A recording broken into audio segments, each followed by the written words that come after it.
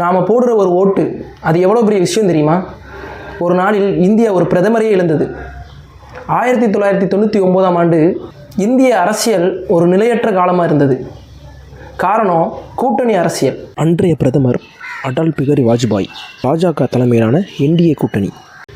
1999 April 17ஆம் தேதி மக்களவையில் கொண்டு வரப்பட்டது நம்பிக்கை தீர்மானம்.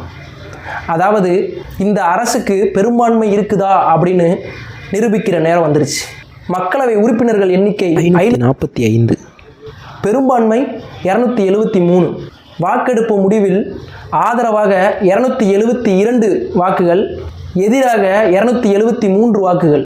வெறும் ஒரு வாக்கு வித்தியாசத்தில் வாஜ்பாய் அரசு தோல்வி.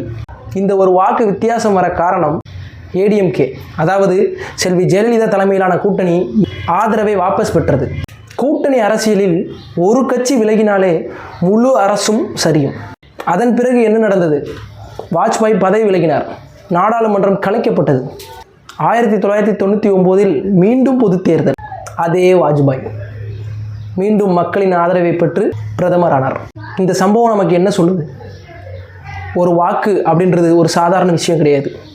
இங்கே நிறைய பேர் நான் போடுற ஒரு வாக்கில் என்ன ஆகிட போகுது, அரசாங்கமாக மாறிட போகுது அப்படின்னு நிறைய பேர் கேட்குறோம். இதே மாதிரி 1000 பேர் என் ஒரு ஓட்டுனால என்ன ஆக போகுதுன்னு கேட்டால் அது 1000 ஓட்டாக மாறுது. அதனால் ஓட்டு என்பது உங்கள் உரிமை மட்டும் கிடையாது, அது கடமையும் கூட. உங்களுக்கு இந்த தகவல் புதிதாக இருந்தால் உங்கள் நண்பர்களுக்கும் ஷேர் பண்ணுங்கள், அவங்களும் தெரிஞ்சுக்கட்டும்.